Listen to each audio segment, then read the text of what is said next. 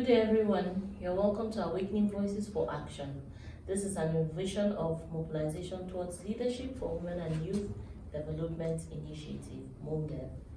Today, we'll be having a discussion on environmental degradation. This is an awareness campaign and sensitization for people on the effects of environmental degradation. With me here to discuss this topic is... My name is John Gumon and I'm happy to be here. And I'm Ibrahim Wine. I'm also happy to be here. And I am Ilya Patience Toscanini. We're happy to have you. So the topic of discussion, environmental degradation. We've all known what environment is. We've heard from SDGs, NGOs, even the government have had discussions over environmental degradation, climate change, and all sorts of names that we've encountered. But to us back home, in our context here, you'll hear some people saying desertification is encroaching, no, they need to reclaim land and all that. But what is our major challenge here? Let's do justice to that. Is it from the Kuza pits we have in some localities around? Is it from the indiscriminate waste disposal? Is it from, you name it, rampant burning, falling of trees without permits and all that? And our agencies, PEPSA, NOA, that's National Orientation Agency, are they really meeting up with their mandates? No, I think, all right, thank you for, let me just highlight some key points that I think we are missing it in the environmental movement. You know, there are a lot of voices, some noise making around the environment. They need to keep it clean and all this, but I think we are missing the primary line of communication. You know, back in the days, we've heard about inspectors for environment that goes from house to house and try to ensure that the need for cleaner environment begins with you from your home and takes care of your house before we go out there on the street. That practice is no longer there and nobody's talking about it. And the awareness is basically done at a workshop level. If you find people having workshop and discuss the environment, meanwhile the actual people that use the environment more often are not involved. True. They are also key stakeholders. So those awareness must be taken to the grassroots level and ensure that people, in fact, if possible, a fine should be approved to deal with the case of defaulters when it comes to littering the environment. You know, when those steps are taken, I think the message will pass and we will not be talking about those minor issues. The government has taken light steps. I call it light because it's just once in a month, in having environmental sanitation on Saturdays, the last Saturday of the month. But peradventure, this thing has been taken above that.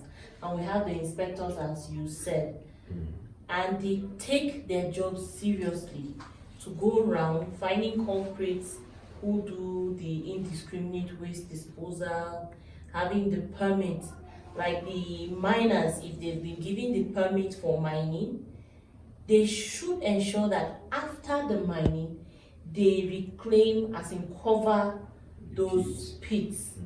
Else, we just keep having pits everywhere for being traps to people. What do you think?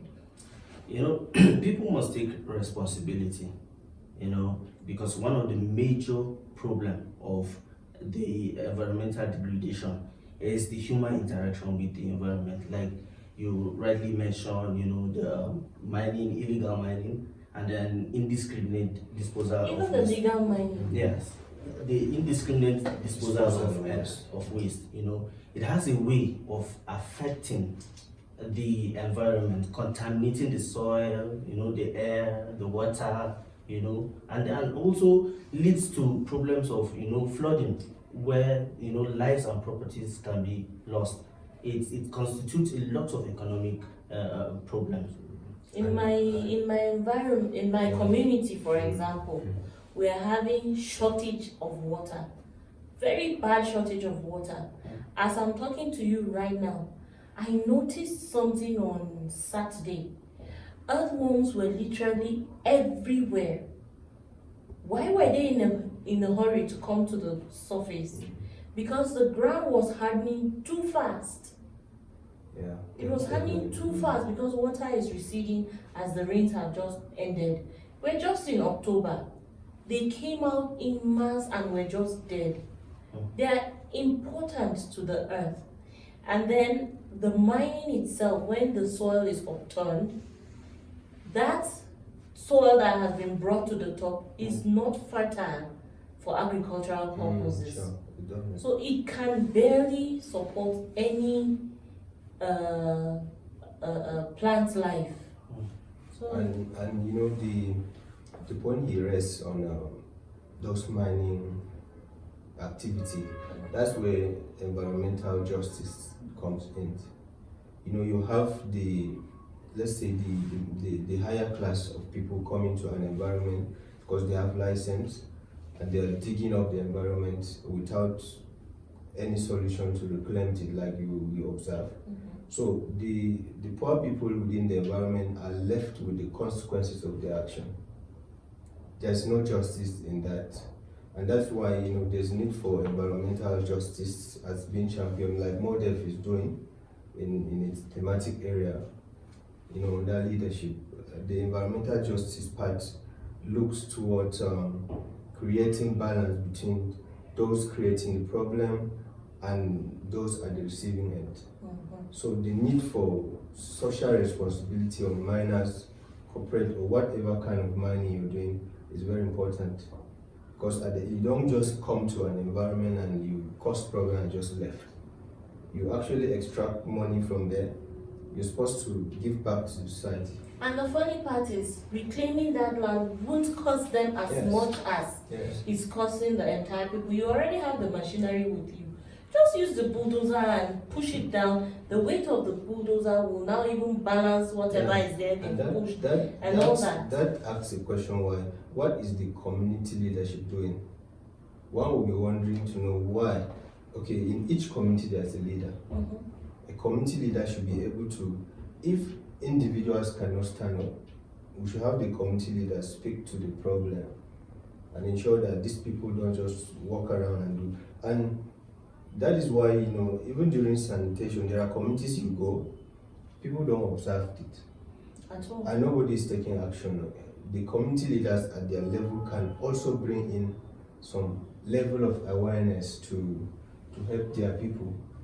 Yeah, the government has a lot to do. I think there's a disconnect between the local government and the district hamlet heads and what do they call councillors? The wards. Yeah. I think there's a disconnect. You know what I see here is that we and the government must partner together because it's an issue of, you know, awareness. You know, you might be surprised that this leadership do not, maybe they know it at a surface, but they have not been well educated about the dangers of all these practices. So I think we as CSOs and, you know, the government must partner together. We must write proposal, write letters for partnership, so that we raise more awareness on the need, you know, to adopt these best practices that will help reduce the negative effect of these human interactions on the environment. And the waste disposal bins, they need to increase the number and the designated points, so that we now sensitize people to take their waste to the bins and not on the street or waterways.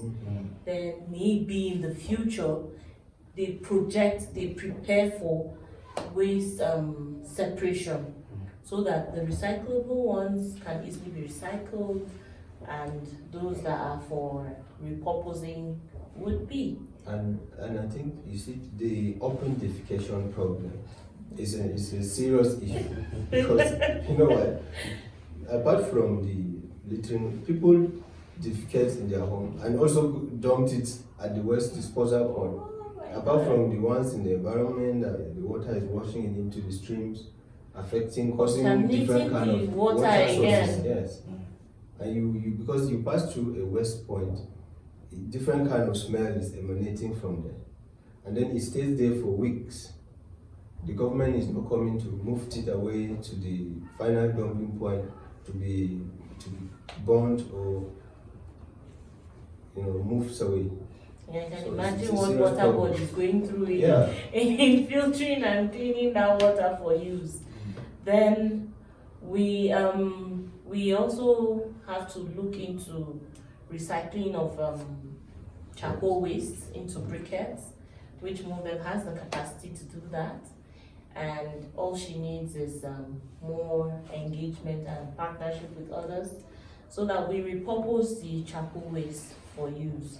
Yeah. So this is to encourage everyone watching that we work together and ensure that we repurpose our waste. We were talking about repositioning the waste, Repurposing, yes. repurposing it.